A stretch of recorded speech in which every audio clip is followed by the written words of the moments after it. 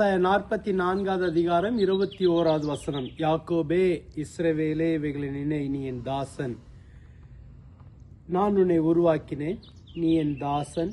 இஸ்ரவேலே, நீ என்னால் மறக்கப்படுவதில்லை. இந்த வார்த்தையை கொண்டு ஆண்டவர் இன்னைக்கு உங்களை உற்சாகப்படுத்த விரும்புகிறார். நீங்கள் கர்த்தரால் மறக்கப்படுவதில்லை. காரணம் என்ன தெரியுமா? அவர் உங்களை உருவாக்கினவர். இன்னொரு காரணம் என்ன தெரியுமா? நீங்கள் அவருடைய மகனாக, மகளாக இருக்கிறீங்க. அவருடைய வேலைக்காரியாக இருக்கிறீங்க. ஆகவே அவர் உங்களை மறப்பதில்லை. கர்த்தர் உங்களை நினைவில் வைத்திருக்கிறார். இதை சொல்லிட்டு ஆண்டவர் சொல்றாரு, நீ இவைகளை நினை. எதை நினைக்கணும்? நீங்க கர்த்தரால் மறக்கப்படுவதில்லை என்பதை நீங்க நினைக்கணும்.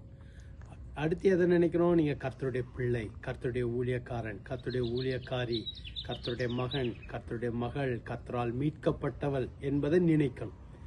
இதை நினைக்க சொல்றார். சில காரியங்களை நம்ம நினைக்கணும், சில காரியங்களை நம்ம நினைக்காமல் மறக்கணும். ஆனா ஆண்டவனுக்கு உங்களை நினைத்துப்பார். நீ யார்? நீங்க யாரு? கர்த்தருடைய மகன், கர்த்தரால் மீட்கப்பட்டவங்க. ஆகவே கர்த்தர் உங்களை மறப்பதில்லை. அவர் உங்களை நினைவில் வைத்திருக்கிறார். இதை ஒருபோதும் மறந்து போகாதீங்க. எப்போதெல்லாம் நம்ம இதை யோசிக்கிறோமோ அதை நம்மளை உற்சாகப்படுத்த, கர்த்தர் என்னை மறவாமல் நினைவில் வைத்திருக்கிறார். கர்த்தர் உங்களை மறப்பதில்லை. ஜெபிக்கலாமா? எங்களை அதிகமாக நேசிக்கிற நல்ல ஆண்டவரே, இந்த நல்ல நாளில் நம்முடைய பிள்ளைகளை ஆசீர்வதிங்க, பலப்படுத்துங்க, உற்சாகப்படுத்துங்க. ஆண்டவரே, நீர் எங்களை மறவாமல் நினைவில் வைத்திருக்கிறக்கா நன்றி. இந்த நாள் ஆசீர்வதிக்கப்பட்ட நாளாய், உங்களுடைய பலனை தருகிற நாளாக இருக்கட்டும்.